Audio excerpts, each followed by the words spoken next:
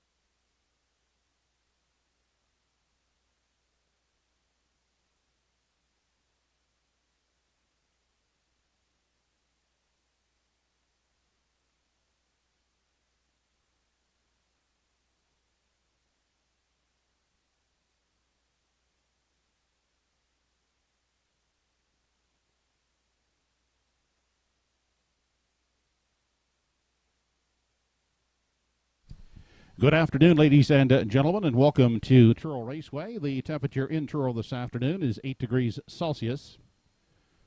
Under cloudy skies, windy conditions this afternoon. The track has been rated as fast, the judges allowing 1 second for the windy conditions. The card this afternoon is conducted under the rules and regulations of the Atlantic Provinces Harness Racing Commission. The senior judge this afternoon is Kevin Kroll, associates Mike Ellsworth and Harry Trenham. Here now are your program and equipment changes. We'll start in the first race.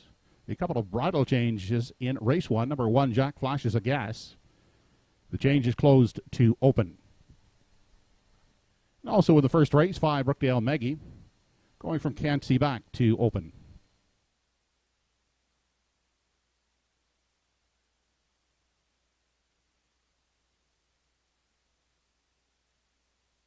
In the third race,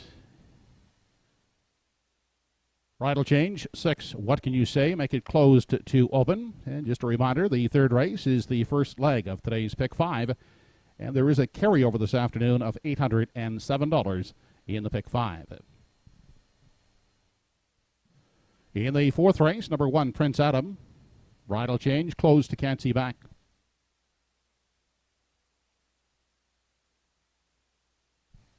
In the fifth race, number 5, Reggie's Game. Changing bridles, closed to open.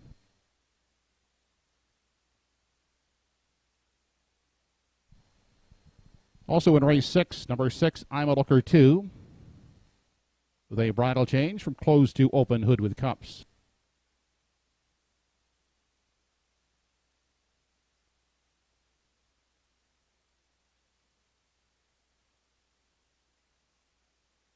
And the final change thus far is in today's final race. That's in the 12th race. Number 7, I-47, is scratched sick. Host time for today's first race is at 12:45 p.m. That's in less than 19 minutes. The mutuals are open and selling.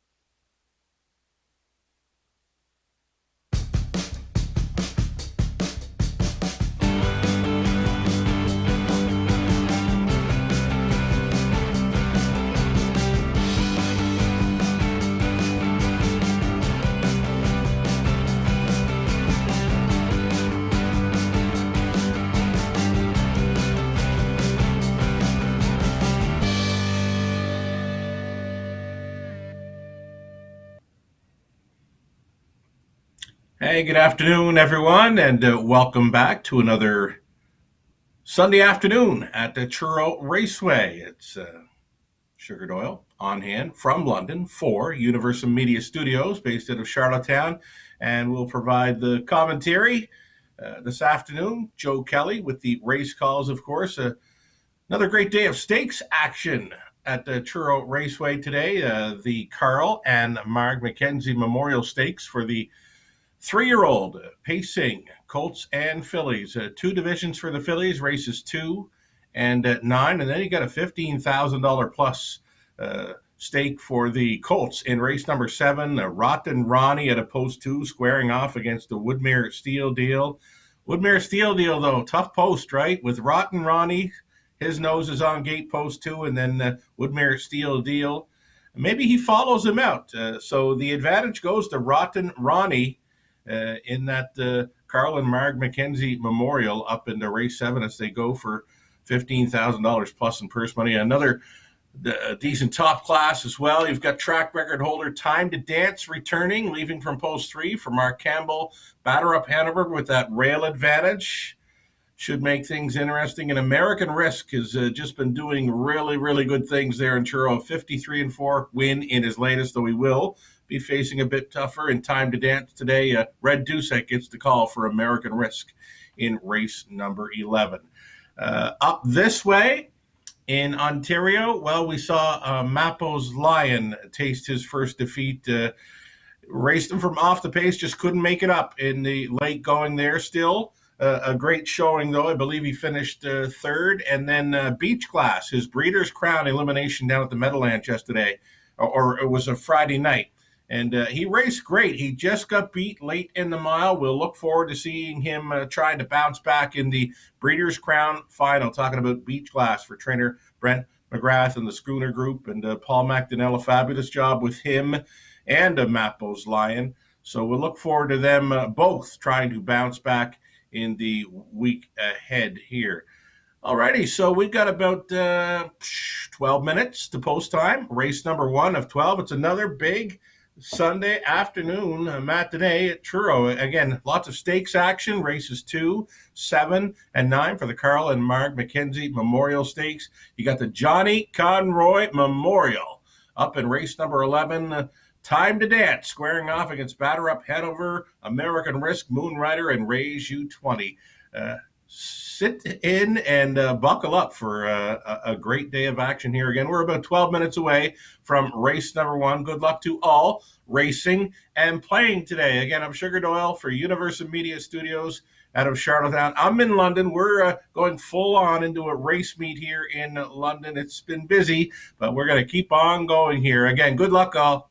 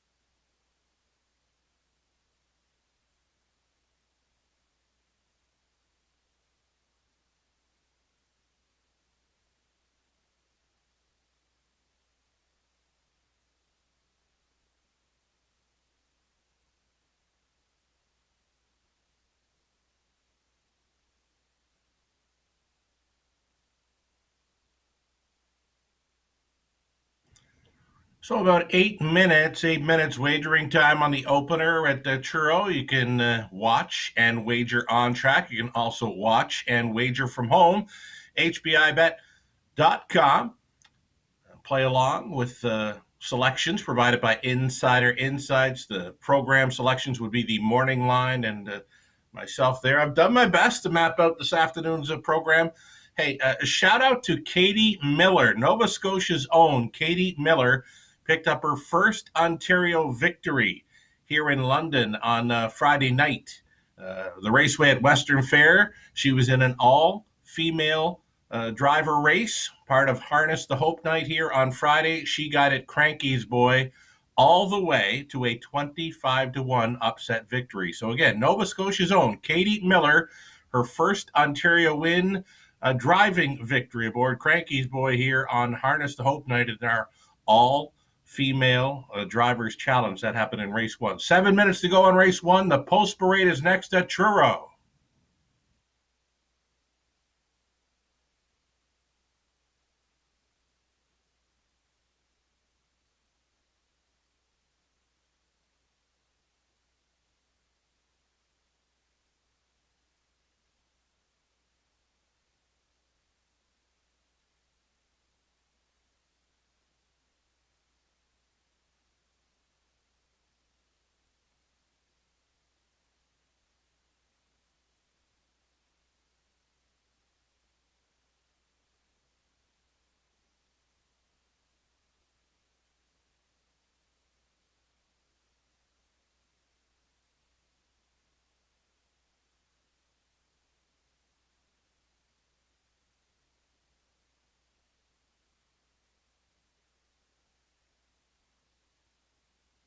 Horses are now on the track and on parade for race 1 of the afternoon. From post 1 is Jack Flashes the Gas, Henry Smallwood driving for Cyril Harvey.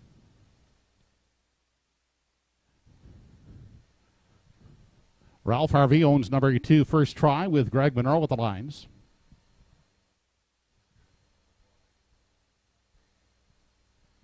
Dave Carey drives from post 3 Coot Cobbler, owned by Ron Garland.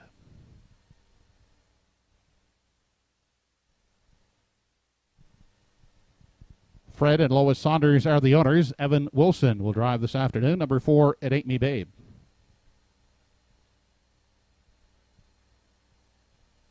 Doug Polly Jr. and Sr. share ownership of 5 Brookdale Maggie. Bernard McCollum in the seat.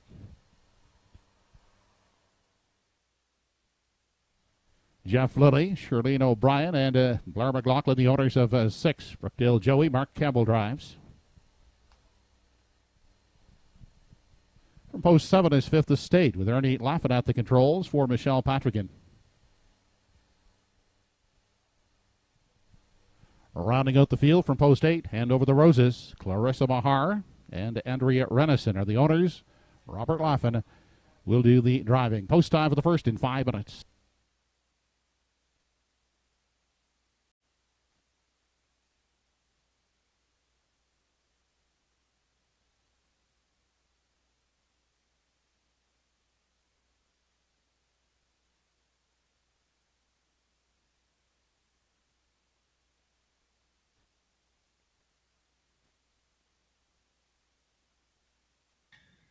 Track announcer Joe Kelly says about 5 minutes to go here on race 1 of 12 at Truro Raceway, a stakes-filled afternoon, and the Johnny Conroy Memorial up in race number 11.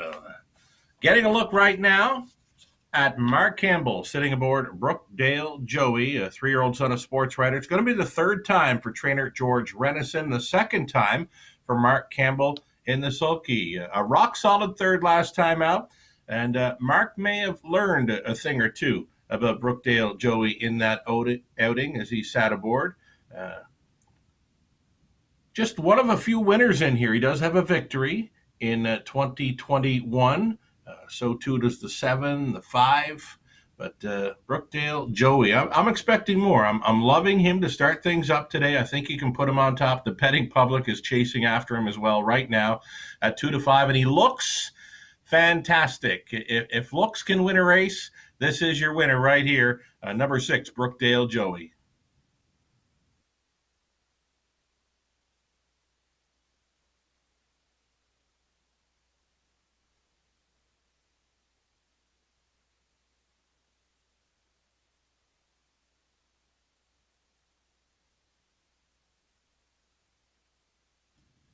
Getting a look here at my second choice in number 7, Fifth Estate. Fifth Estate, he along with my top choice, the only one showing sub 2 minute speed on their lines. Nothing but top three in his chart lines, and he's a must play again. I followed along closely with the talents of driver Ernie Laffin this race meet at Truro. He rarely gets one into trouble, and he's a very patient on the lines as well. So Ernie on board, number 7, Fifth Estate, a must play here in the opener. I love him to complete the exactor, and a win would not surprise me.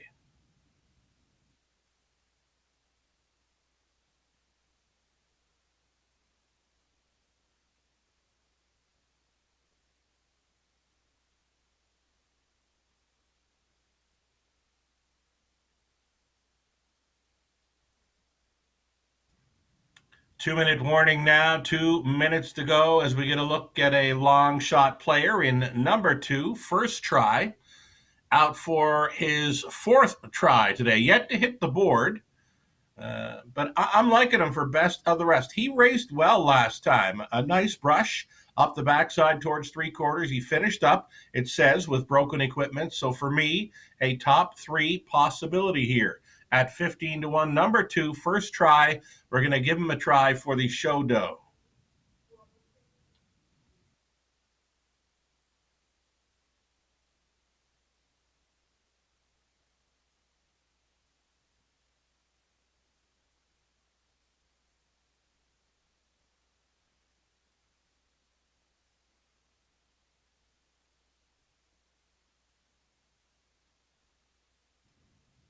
Few more to think about, maybe. Number 1, Jack Flash is a gas for the veteran trainer driver Henry Smallwood. A third place finish last time out. Gets the rail to work with, though he was well back when finishing third. He does show a 2-minute 1/5 mile, about 3 starts back. So a decent fringe player, maybe use on the end of your try here. Number 1, Jack Flash is a gas.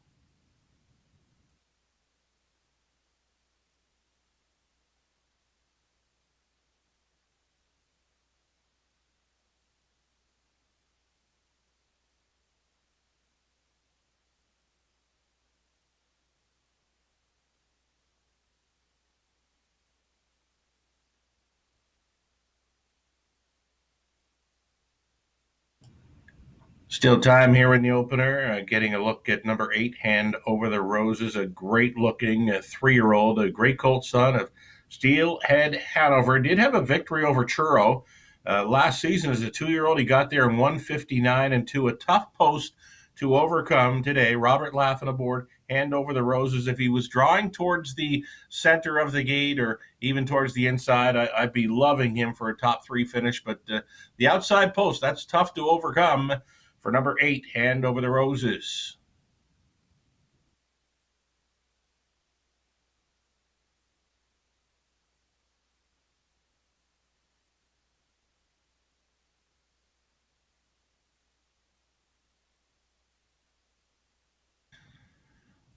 Looks like they're gathering and set to move in behind the starting gate. We'll make this your final call for wagering on race number 1. The favorite continues to be number 6, Brookdale Joey at 2-5, 7-2 for number 7, Fifth Estate, and then there's value on the rest. The final call for wagers, race 1. Again, you can wager on track. You can also watch and wager from home through hbibet.com.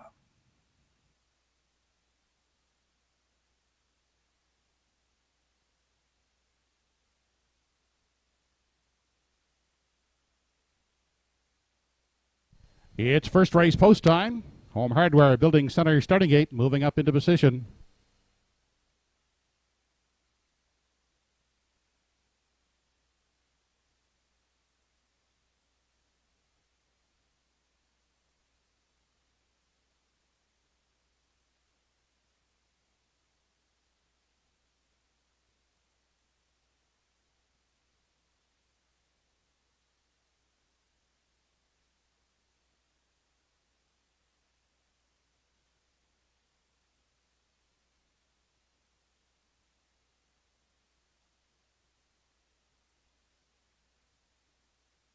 Race 1, top of the stretch. Jack flashes a gas. First try, Coot Cobbler. It Ain't Me Babe. Brookdale Maggie. Brookdale Joey. Fifth Estate and Head Over the Roses.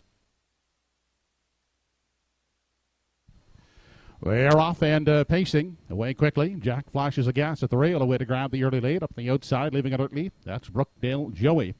Up to challenge for top spot as they head to the opening eighth. Inside, taking a tuck, his first try, third. Then caught on the outside, fourth. That's Brookdale Maggie. Away fifth on the inside. That's Coot Cobbler. Out there at 3 high as they race down the backstretch. His Hand Over the Roses. Up into 5. Outside sixth and looking to take a tuck now. That's Fifth Estate.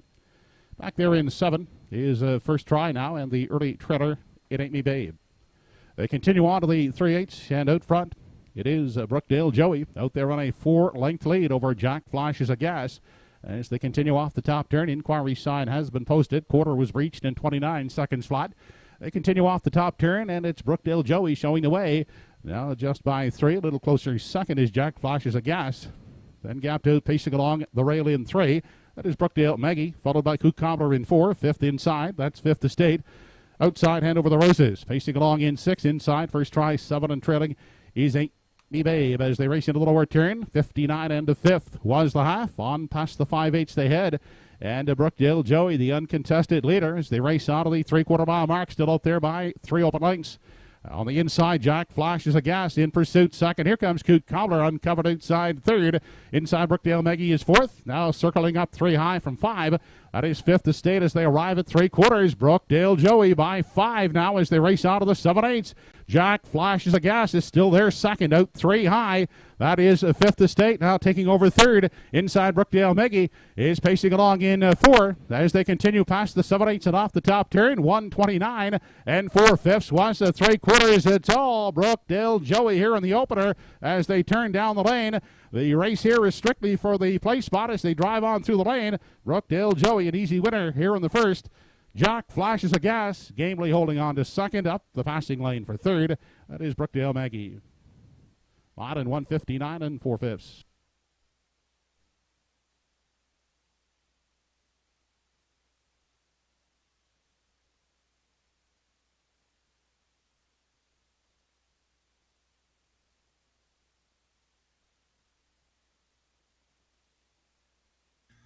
Well, there you have it.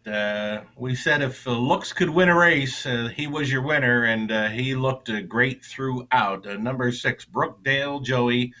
He looked really good at the half mile. After a quarter of 29, he was at the half 59 and 1, and then just cruised to 129 and 4, and a mile of 159 and 4, a new lifetime best as he wins, maybe by double-digit lengths here. Mark Campbell has mentioned second time in a bike. Likely learned a few things from this one last time when he was aboard, and just right down the road today. On for second.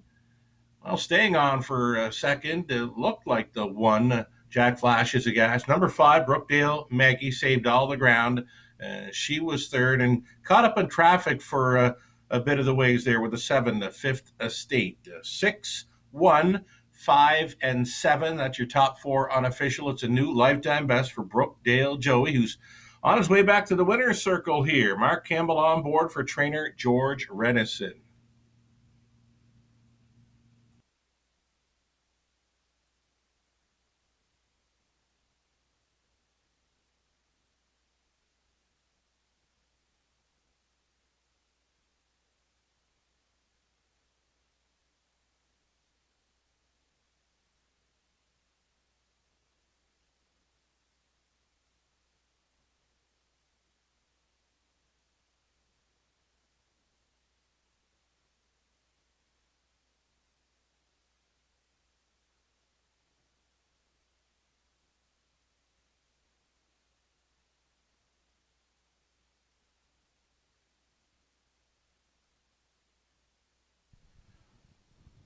Back in the winner's enclosure, the first race winner, number 6, Brookdale Joey, 3-year-old brown gelding by Sports Runner of the Western Terra Dam, Luxorado. Over Jeff Liddy, Shirlene O'Brien, and Blair McLaughlin, trained by George Renison. Driven to victory by Mark Campbell. Mark giving Brookdale Joey a lifetime mark of 159 and 4/5.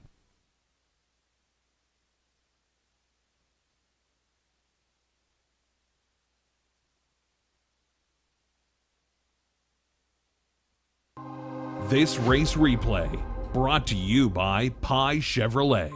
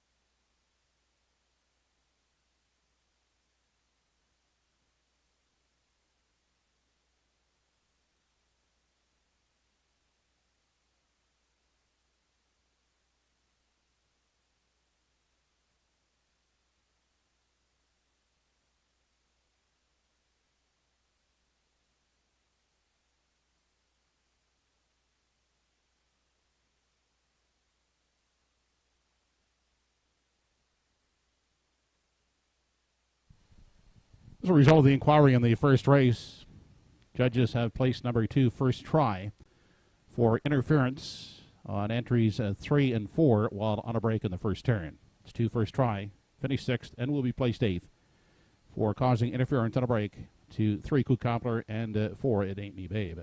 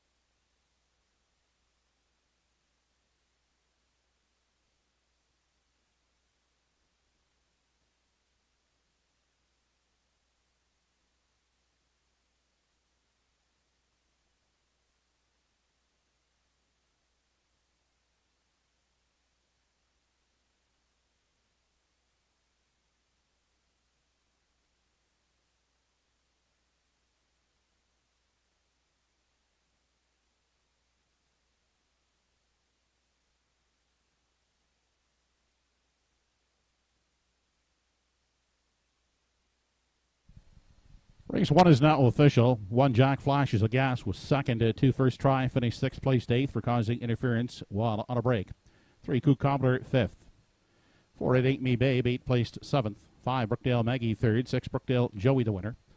7 Fifth Estate 4th, and 8 Hand Over the Roses 7th placed 6th. Fractions were 29, 59 and 1, 129 and 4. And the mile, a new mark for Brookdale Joey, 159 and 4/5.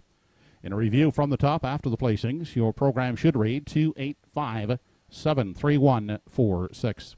615 try in race 1, $163.40. The 6-1 exactor, 1110.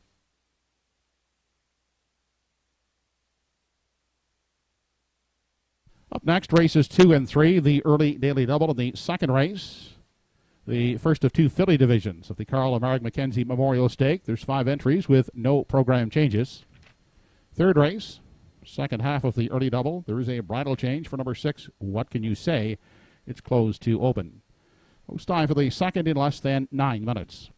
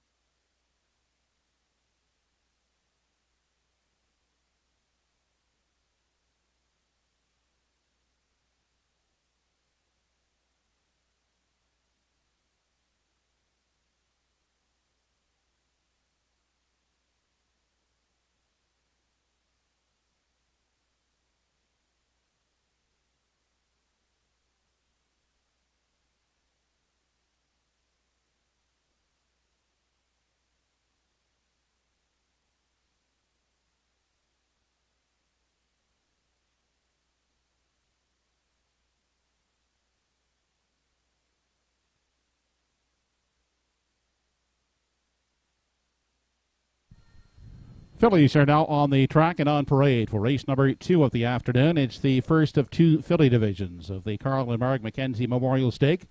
For 3-year-old pacing fillies, race 2 goes for a purse of $7,916. Here's the field from post 1 is Whistling Cricket. Owned by Heather Gaddy, Gail Skelhorn, Margaret Hobson, and Gloria Carey. Trained and driven by Dave Carey. Daryl McLean drives and trains number 2, Mystifying. Daryl also shares ownership of Mystifying with Gordon McLean and Stephen Downey. For post 3, Plain Jane, owned by Lee and Faith Gavin. Trained and driven by Mark Campbell.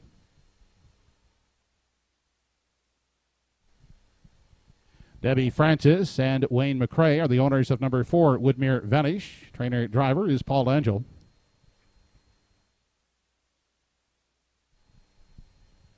Stephen Lewis is the trainer and co-owner of 5 Elm Grove Penelope. Also co-owned by Henry Pontuara. Redmond Doucette gets the call. That's the field for the second race. Filly Division, Carl and Marg Mackenzie Memorial Stake. They go behind the gate in 4 minutes.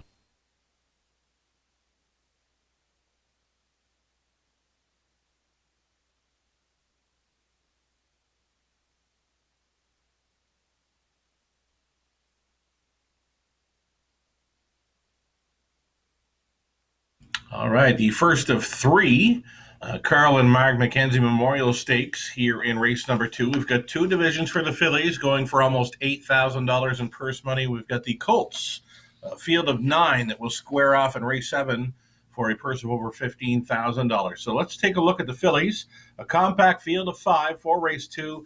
And we're looking at number 2, Mystifying. Mystifying with Daryl McLean doing the training and driving, a winner of over $60,000 this season. That is well up and above the rest of this field. She took her lifetime best of 153-3 over Charlottetown during Old Home Week.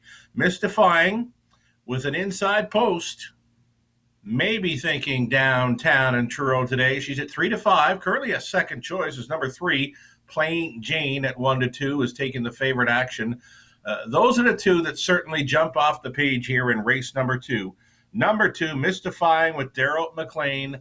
I like her on top. I like her to pick up her 12th victory on the season. She's just been a trooper all year long. She's 14 for 16 in the top 3. And again, that 153-3 life best this past summer is seconds above the rest here in race number 2. Give it some thought. Take a shot on number 2, Mystifying here now, a co-favorite in the Carl and Marg Mackenzie Memorial Stake.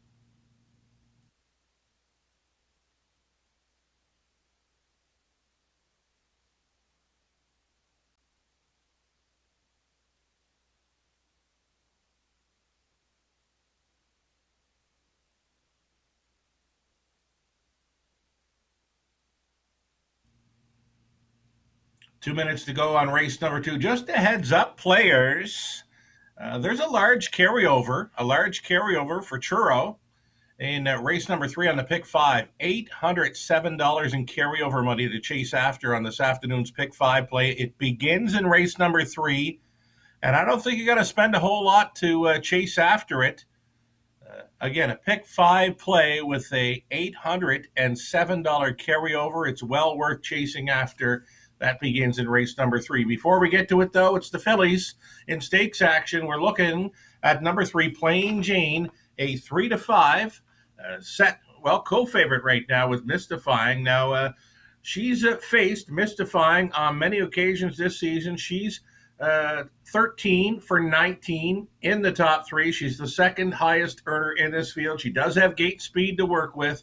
I see it setting up 2-3 or 3-2 throughout, and it will be a battle. I'm thinking that the final quarter or final 8, the Plain Jane squaring off against Mystifying. They squared off one evening on Old Home Week, and it was a race from the top of the stretch. Mystifying pulled pocket. I believe she got by in that one. Plain Jane, though, was right there with her. It's another head-to-head matchup between 2 great fillies here, Mystifying and Plain Jane, and then the rest.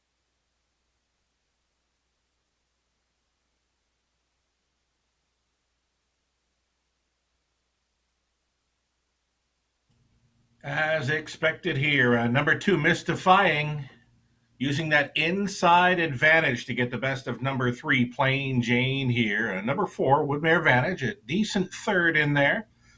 Going up to the quarter mile, Daryl McLean said, I don't think so. And that was to Mark Campbell, who was parked out with number 3, Plain Jane. They got up to the quarter mile, 27-2.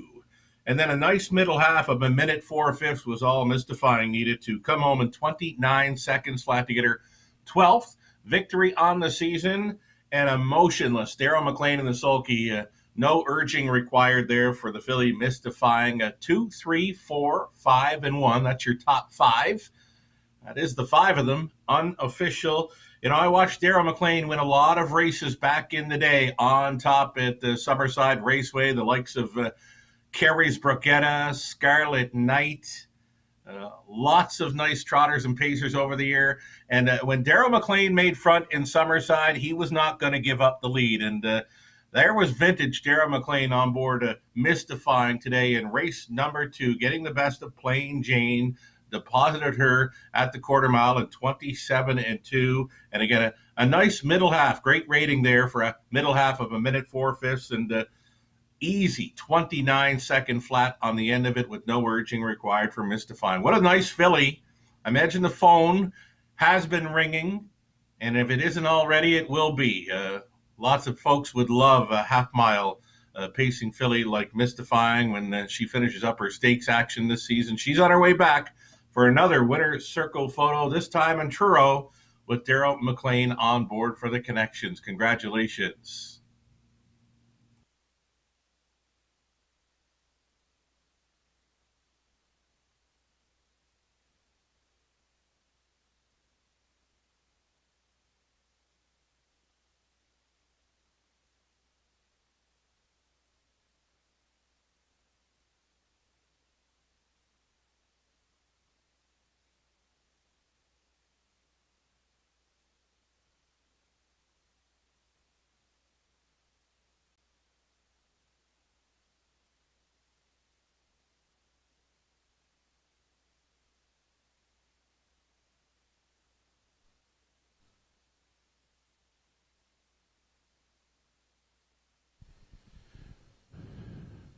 Now back in Victory Lane, the winner of race 2, first filly division of the Carl and Mark McKenzie Memorial Stake.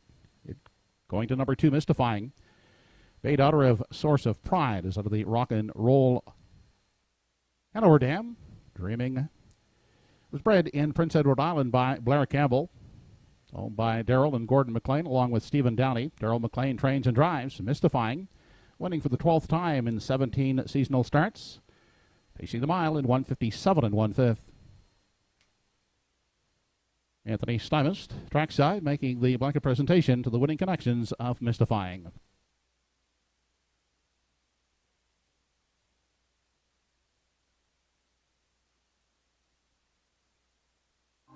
This race replay brought to you by Truro Toyota.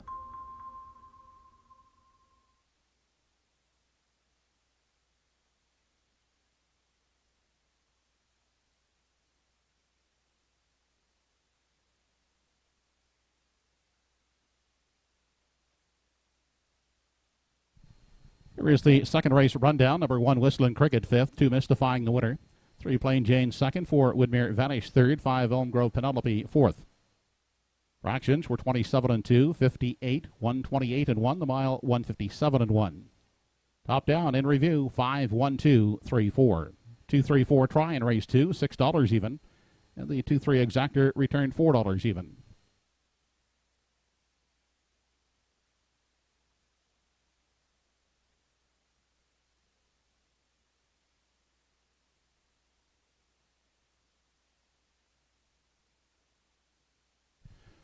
Up next, the third race. First leg of today's pick 5 in the third race. Number 6, What Can You Say? Bridle change from closed to open. There is a carryover in today's pick 5, $807. Post time in less than 9 minutes.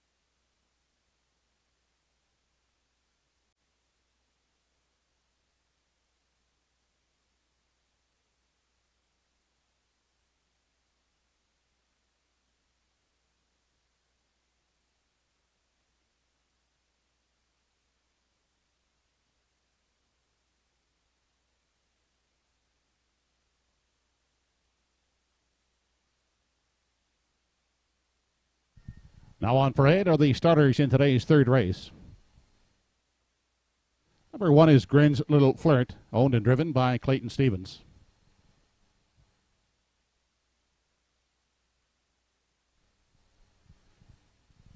Kenny Parker at the lines of 2, Godrow Machine, for owners Leslie and Linda Parker.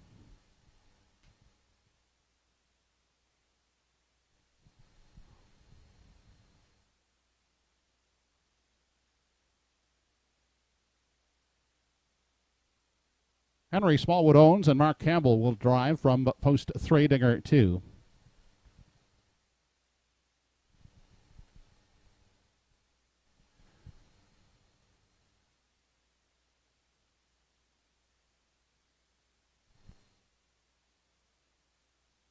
Number 4 is Glenview Quintana, by Adam Johnson, Redmond Doucette driving.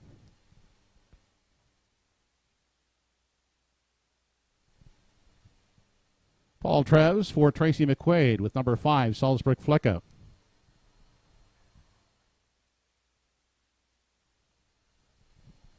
What Can You Say from post 6, Adam Murner catch driving for owner Pam Moore.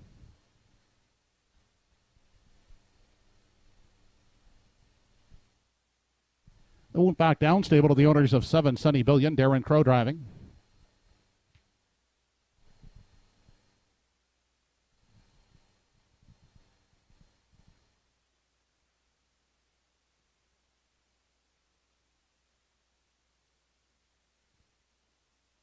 And rounding out the field from post 8, Pride of Paradise, owned and driven by Robbie Smallwood, co-owned by Cyril Harvey. Post time for the third in 5 minutes.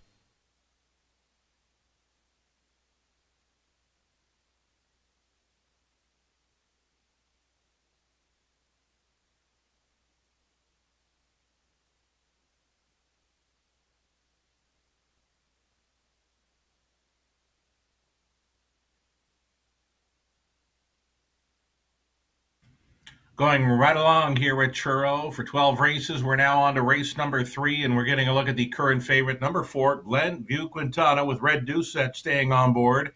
She got into some park-out trouble last time out. That took every chance away. She still managed a mile in 2:01 and 2, which is pretty much what many of them are showing in here. I always like to take off 2 seconds when a horse is showing a park mile. So for me, that's a 59 trip in her latest, and nothing showing 59 here in recent starts. Number 4, Glenview Quintana. I see Red Doucette making front and taking no prisoners. 4-5 currently on Glenview Quintana here in race 3 to start up. A pick 5 play. Again, there's a pick 5 carryover, $807 carried over. Add that to what gets bet into it today, and I believe you'll be chasing after a pick 5 pool of over $1,000. Well worth chasing after the pick 5, beginning here in race number 3. Number 4, Glenview Quintana, I could see starting things up.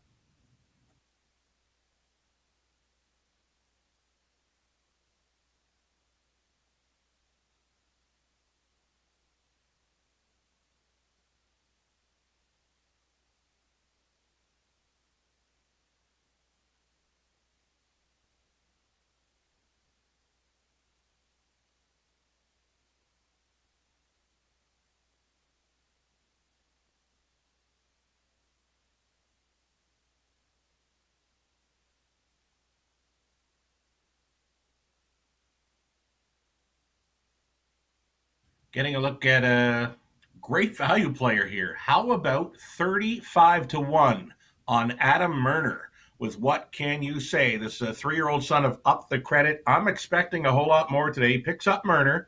Has been showing well in recent starts, and if he can find a bit more speed, should be able to argue with these.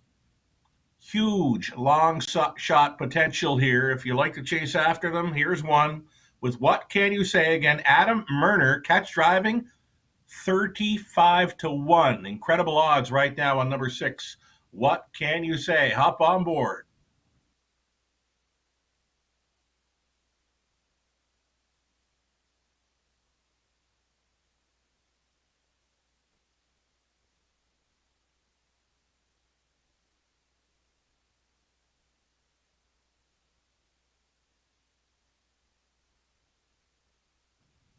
One more to think about here. 4-1 currently on number 5, Salzbrook Flicka.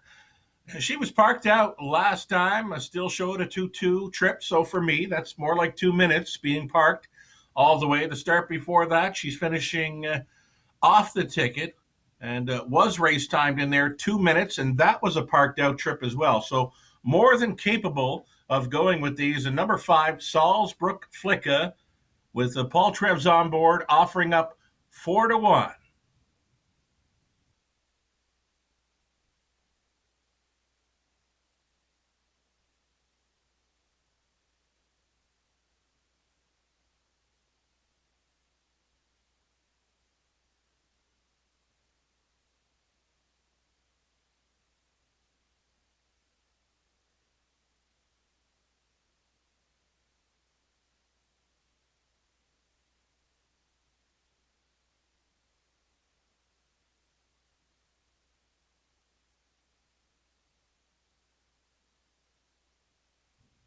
Here's Mark Campbell staying on number 3, Dinger 2. And yes, they did get the victory last time out, but this week for me, it's much tougher. Will move up in class, does show 2-2-2 last time out. Again, he's going to have to pick up his speed a whole lot more to compete with these. This 11-year-old son of Arts Card Trick was winning for the second time this season. Went winless through 2020, so he doesn't hit the winner's circle much. And right now, he's a 2-1 second choice. I see others that look a little bit better on paper than Dinger 2, but he could surprise me. He could prove me wrong here. Mark Campbell stays on 3, Dinger 2, a 2-1 second choice that I've left off my top 3 selections. Still time to fire in late on this pick 5 play. Again, a huge carryover for Truro. Looking at a pool of well over $1,000, and again, it's well worth chasing after. Still time. You'd have to hurry, though.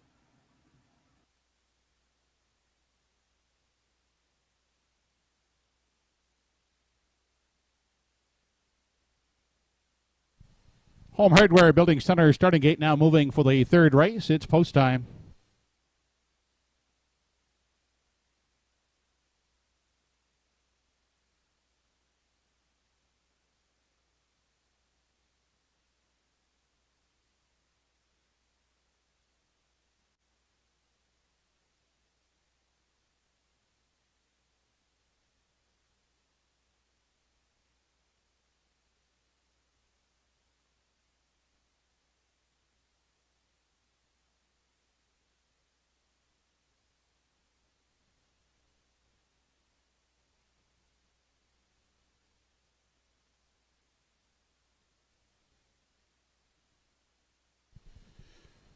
Race 3, top of the stretch. Green's Little Flirt, Godrow Machine, Dinger 2, Glenview Quintana, Salzburg Flicka. What can you say? Sunny Billion and Prada Paradise. They're off and pacing along the inside. Green's Little Flirt out in search of the early lead as they drive into that first turn. Outside, Dinger 2 is second. Now backing off on the inside. Godrow Machine fills the pocket, caught 3 high. He's Glenview Quintana, who moves on. Now to challenge for the lead as they race out of the opening quarter. Glenview Quintana the outside, out the rail. Grins Little Flirt in the pocket. That's Godrow Machine pacing third. Finding room at the rail in 4 was Dinger 2. Followed closely in 5 by Salzburg Flicka. Back at the inside, pacing in 6. What can you say? The trailing pair, Sunny Billion and Prada Paradise. Seating arrangements are complete. Single file as they head to the upper turn. And Glenview Quintana has taken over the lead. Out there a length and a quarter. On the pocket sitting Grins Little Flirt. Godrow Machine next in line, third, followed closely fourth by Dinger 2, campaigning the rail in 5. Now to the outside as they swing off the turn. Salzburg Flicka as they continue to the half. 29 seconds flat was the quarter. They race on past the midway point. Glenview Quintana still in control. First over attacker. Here comes Dinger 2. Up on the outside. Second in the pocket. Grins Little Flirt. Content to follow in 3. Fourth inside. Locked up Godrow Machine. With the second over toe, that's Salzburg Flicka up on the outside as they continue on to the backstretch for the final time. The half 59 and 1/5 second on their way to 3/4, led by Glenview Quintana. Outside, braving it first over, is Dinger 2 in the pocket. Is Grins Little Flirt out 3 high now. Here comes What Can You Say as they race on past the 3/4. It's still Glenview Quintana. What Can You Say 3 high is now second inside and racing in the Pocket is Grinstead Flirt as they race on over to the 7/8, and What Can You Say has taken over the lead as they race past the 7/8 inside. Glenview Quintana trying to fight back second. Outside racing third, Dinger 2 coming 3 high fourth is Salzburg Flicka, an eighth left to come as they swing off the turn. What Can You Say is the leader on the inside. Glenview Quintana onto the lane they come. What Can You Say? Glenview Quintana. What Can You Say? Will win it here in the third, finishing a second. That is Glenview Quintana. Looks like Godrow Machine third. Mile and 2:02 and 4/5.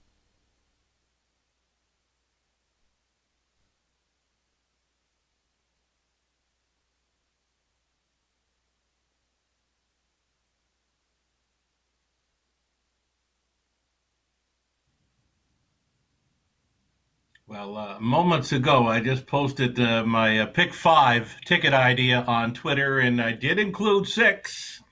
What Can You Say here? A 25-1 winner. My top 2 finish 1-2, just reversed order. I liked Glenview Quintana to make front. She did, though she did get beat by my second choice. What Can You Say? I mentioned Hop On Board when he was 25 and 30-1. He remained at 25-1. Adam Murner got the call to catch the drive of this one to a third race shocker in Truro. What Can You Say? 25-1 upset over 4. Glenview Quintana. It looks like 2.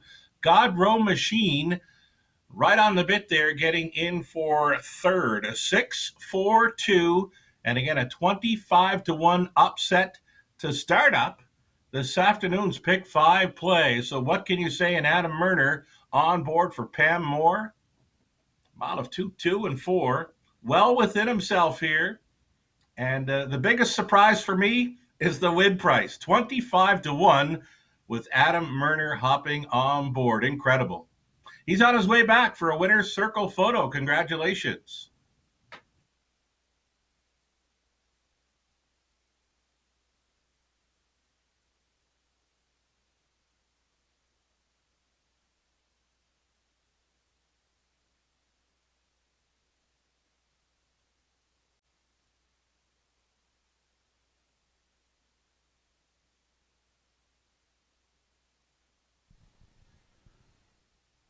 Back in victory lane is the third race. Long shot winner, number 6. What Can You Say? 3-year-old Bay Gillett, son of Up the Credit. He's owned and trained by Pam Moore of Truro.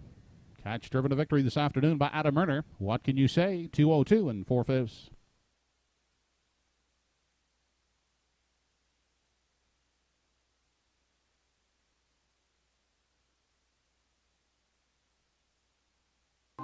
This race replay brought to you by Summerside Toyota.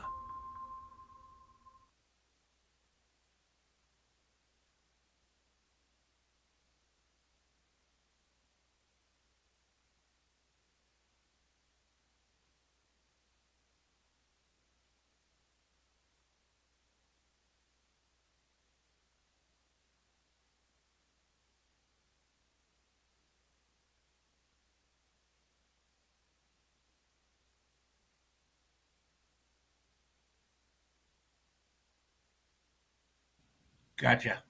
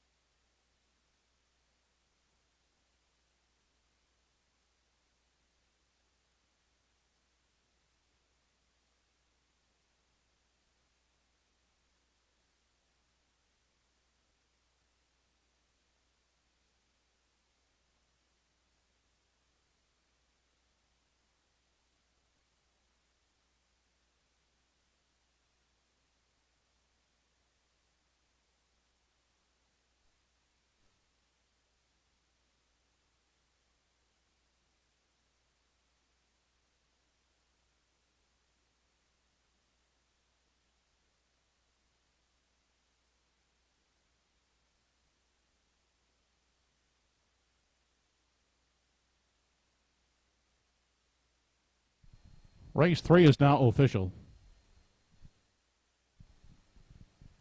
1 Grinch Little Flirt, 6. 2 Godrow Machine at third. At 3 Dinger 2 was fourth. 4 Glenview Quintana second. 5 Salzburg Flicka 7. 6 What Can You Say the winner. 7 Sunny Billion fifth. And 8 Prada Paradise 8. Fractions were 29, 59 and 1, 130 and 4, the mile 202 and 4. From the top, 634, 27158. Third race try, $1 combination of 642, $586.25. The 6-4 exactor, $144.80. And the early double, 2-6 combination, $40.70. Up next, the fourth race. Number 1, Prince Adam, has a bridle change from close to can't see back. Post time for the fourth in 10 minutes.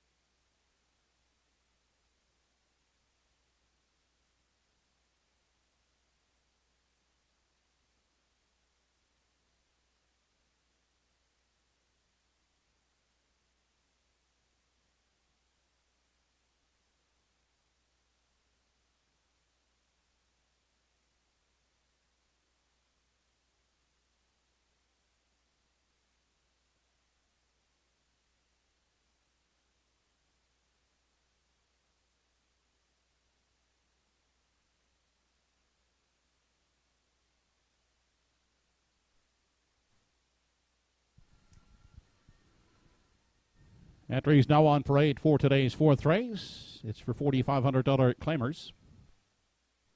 Here's the field. Number 1, Prince Adam, owned and driven by Andy Campbell.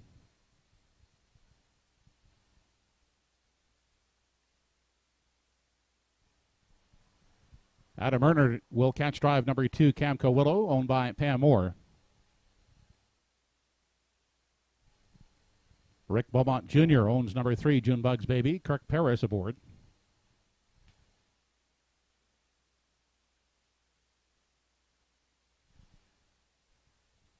Zachary Landry, Helen Landry, and Chuck O'Connor are the owners of number 4, Don't Stand in My Way. Greg Monroe drives.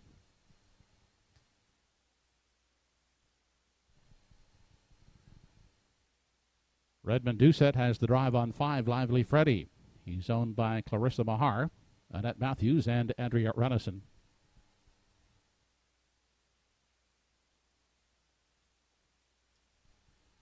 Kurt and Bria Harper share ownership of number 6 Stars Above. Ernie Laffin will drive.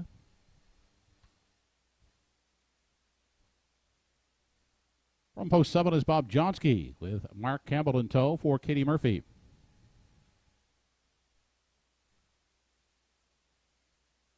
Rounding out the field, number 8 Puddin' Pie, owned by Anthony Rapschel, Diane Settle, and Wally Cameron. Paul Angel in the driver's seat. That's the field for the 4th. Post time in 5 minutes.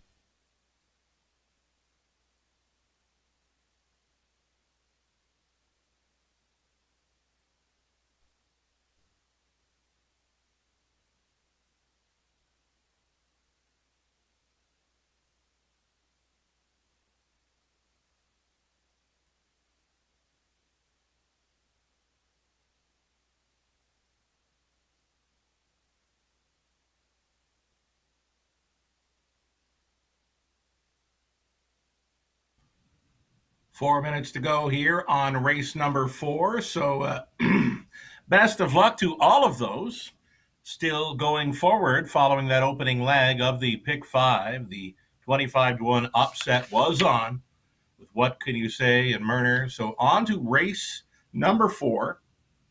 Leg 2 of the pick 5. And this was the one where if there was an all button to be used, this race was it.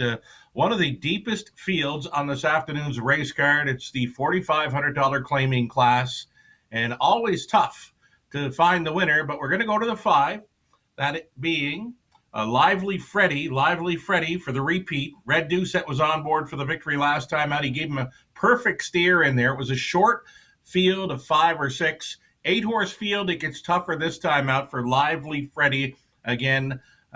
This is one of the deepest fields you'll see on this afternoon's race card. If there was an all button to use in leg 2 of the pick 5, it was going to happen here. So 3 minutes to go on race number 4. I see this race is wide open.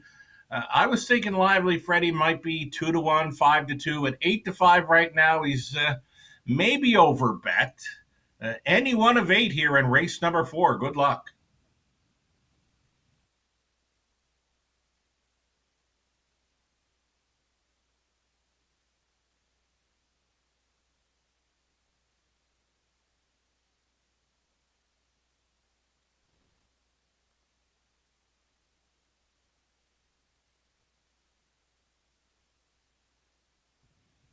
Getting a look at number 7, Bob Johnsky, a strong second with sub 2-minute speed there in his latest. Mark Campbell stays on to drive. He's already been in the winner's circle there for race number 1.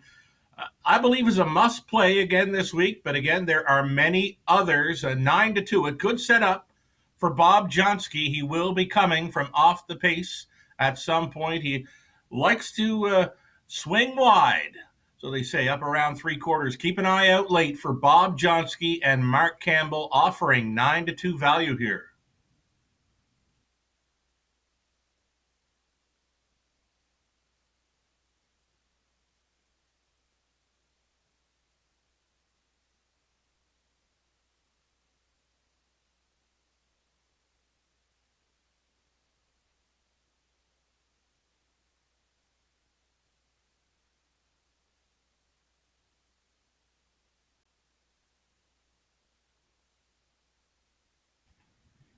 I've never been one to chase after chalk, so here we go. We're going to chase after another long shot player here in race number 4. Number 4, Don't Stand in My Way. He's a great check getter, and he should be a factor if the trip is there. He likes to finish strong. Another strong finisher here in number 4, Don't Stand in My Way, offering up a 14-1 value. Be aware of Greg Monroe coming late with the Don't Stand in My Way.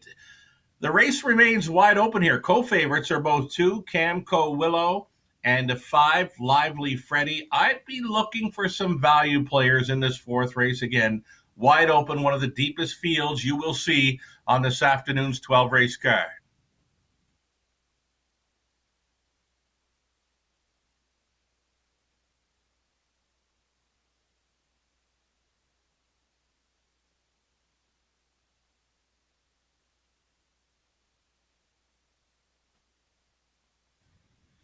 How about old Junebugs Baby now taking over favorite status as we near post time? Junebugs Baby, a 4-time winner this season. All these victories coming in the last couple of months. This 12-year-old son of Western Paradise has won 68 times, though a vet scratch sick on his last chart line there, so that steered me away from Junebugs Baby. Not steering the horse players away, though. He's a 5-2 second choice now as Camco Willow takes favorite status at 9-5. Final call for wagers on race number 4.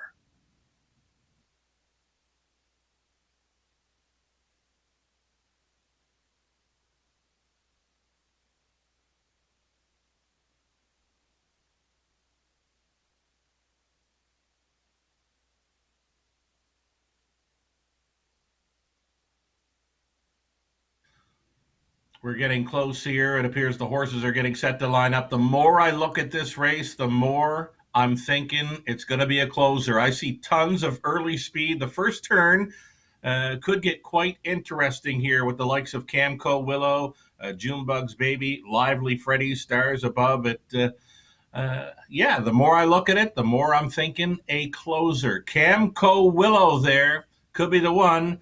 And I'm just noticing Adam Murner hopping on board here. I kind of missed that when going through the program selections there, but he's been listed right from the get-go. Adam Murner, we saw what he did with a long shot in race number 3. He can come right back here with Camco Willow.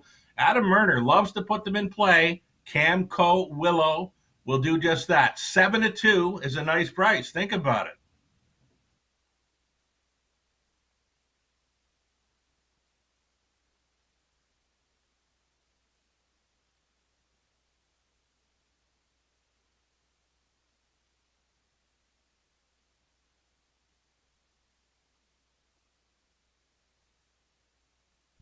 Field for the 4th race, moving in behind the Home Hardware Building Center starting gate. It's post time.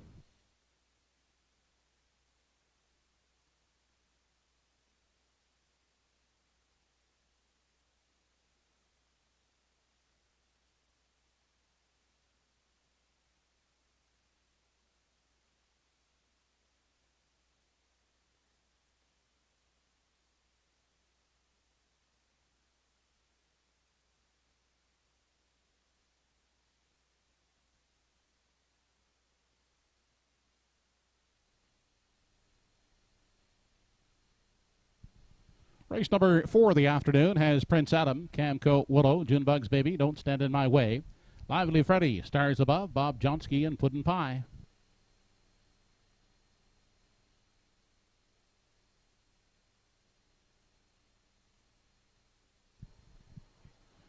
We are off and pacing with Junebugs Baby getting the first call as they race into the first turn. Camco Willow away second up on the far outside and driving up into 3. That is Stars Above, followed in 4 by Don't Stand in My Way. And next in line from 5 as they head to the backside is Prince Adam. Taking a seat in 6, that's Lively Freddy. Further on back to Bob Johnsky and Puddin' Pie is the early trailer. A battle for the lead as they race past the opening panel. Junebugs Baby in the outside has the lead, but not the rail. That's controlled by Camco Willow, who presses on as they race on to the 3/8. Camco Willow has parked out Junebugs Baby, enjoying the journey behind them in the pocket. He is Stars Above racing 3rd. Looking at it from 4, that's Don't Stand in My Way, a gap of some 3 lengths. Back in 5, we find Prince Adam campaigning the rail in 6. That's Lively Freddy. And at the back, Bob Johnsky and Puddin' Pie as they near the half. 28 seconds flat was the quarter. They're battling still up front for the lead. On the inside, Camco Willow. Outside, Junebugs Baby gets the parking ticket second. Then Stars Above, the Golden Journey in the pocket 3rd. Moving off the rail to the outside, Don't Stand in My Way is now spotted second over in 4. 5th inside, that's Prince Adam. Lively Freddy now underway on the outside, trying to catch up to the cover in a 6. 3 high from 7 is Bob Johnsky. And trailing Puddin' Pie, the half, 57-3. A tight bunch as they race past 3/4. And look at Bob Johnsky out in the 4 wide path, is continuing to gain ground and will reach the lead now. That's Bob Johnsky to take over. Lively Freddy right on his back. On the inside, that's Don't Stand in My Way, sitting second. Lively Freddy 3rd. Up on the outside, Puddin' Pie is 4th. They continue on past the 7/8 and off the top turn, and they're led by Bob Johnsky, 2 lengths lead, but Lively Freddy trying to reel him in second. On the inside, Don't Stand in My Way is racing a third, back fourth for Puddin' Pie. On down the stretch, Bob Johnsky, but Lively Freddy has aim on the outside, and Lively Freddy will reach up to win it. Bob Johnsky is second. Third is Don't Stand in My Way. Mile in 2 minutes flat.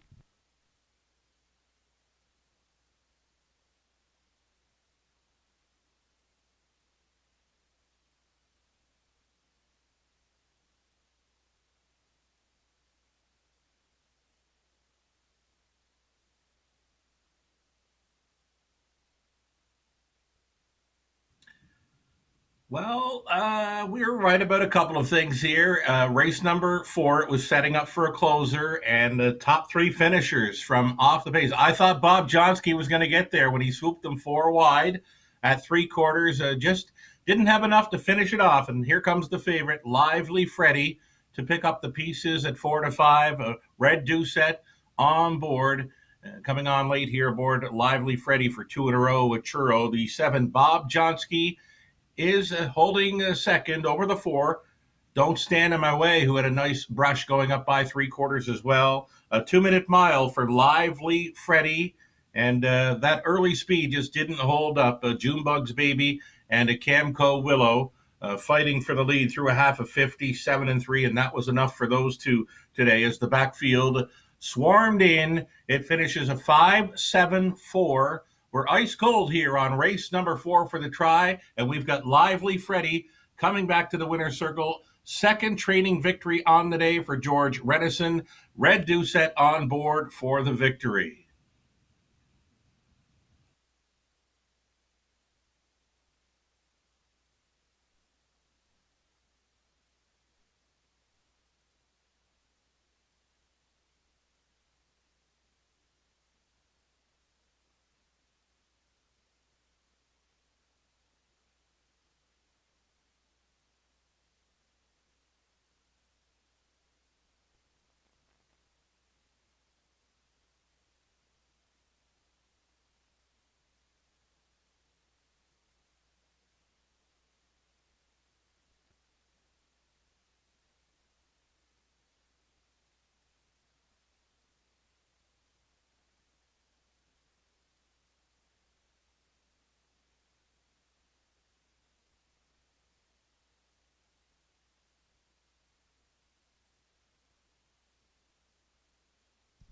Back in the winner's enclosure, the 4th race winner, number 5, Lively Freddy. 8-year-old Chestnut Geldit's on a Pan-Pacific flight. The no pan intended dam, Pan Voyage. Owned by Andrea Renison, Annette Matthews, and Clarissa Mahar. Trained by George Renison. Driven to victory by Redmond Doucette. Lively Freddy pacing the mile in 2 minutes flat.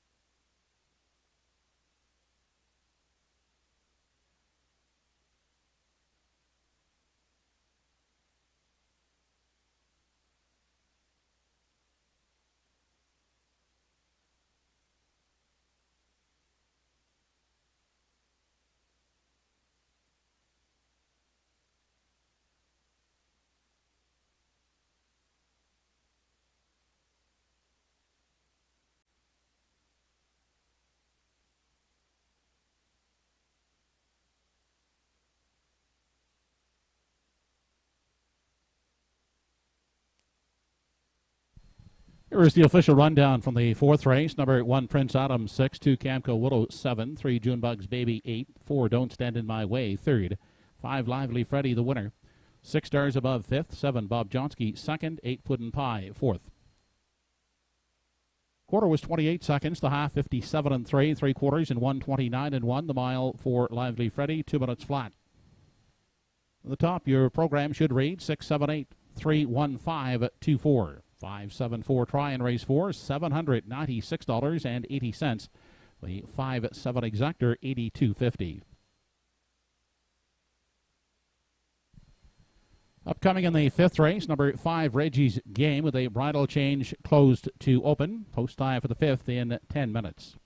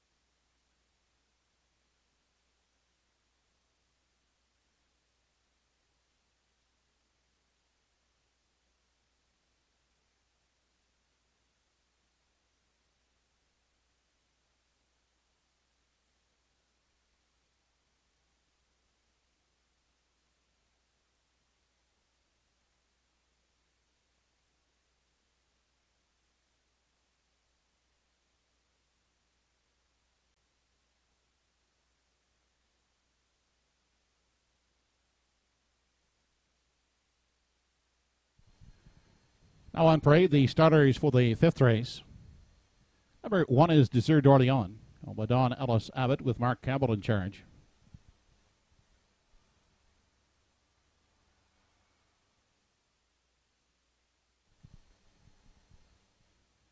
Kirk Paris is the owner and driver of number 2, E.R. Quinn.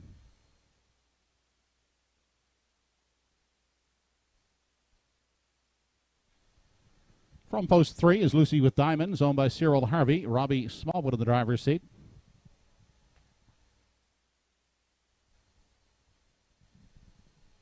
Paul Langell will guide Arizona Bucks from post 4, owned by Roseanne Langell.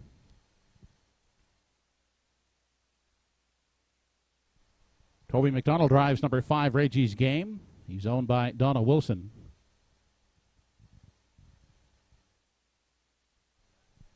Jason Hughes again with the catch drive aboard number 6, Nova Scotia Beach, for owners Archie Hattie, Lorraine Daly, and Gordy Rudolph.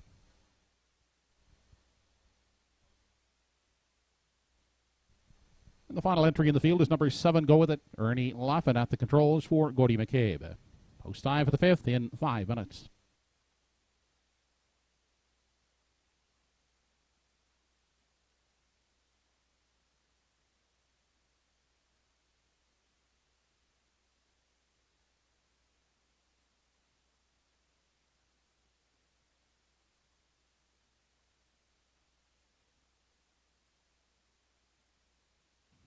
Here we go on to race number 5, and race number 5, a special memorial to follow trackside. So we'll look forward to Joe Kelly with the memorial to follow race number 5.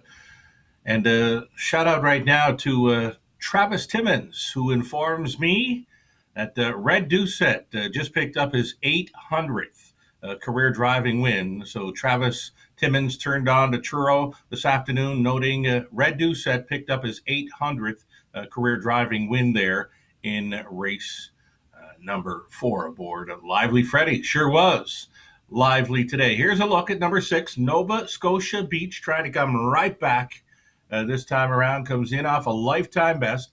Jason Hughes, the Blue Knight, stays on board. What's not to like, right? Maybe the post. Post 6. A little bit tougher this time out, but he can overcome it. Nova Scotia Beach, never better with Jason Hughes staying on, and the betting public really behind this one now at 1-4.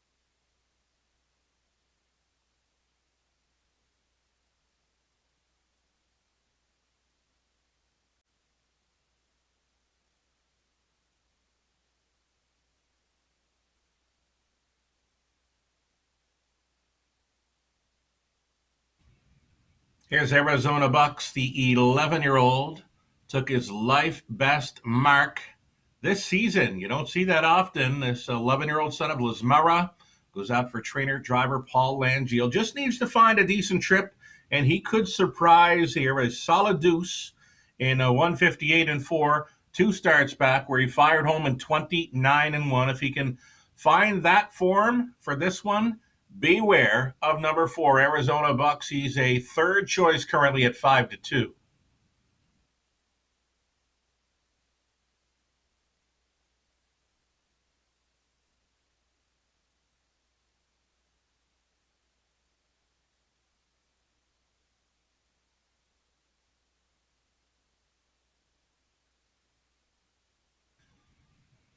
We'll give an outside chance to a long shot, and number 7, Go With It. He draws that poor post, but still playable for third in here. He's a consistent 59, 2-minute pacer. We're going to use him in the try. I mentioned it earlier. I'll mention again. I like Ernie Laffin's driving style. He could pick up the pieces late with Go With It and find his spot onto the try. 2-minute warning on race 5 at Truro.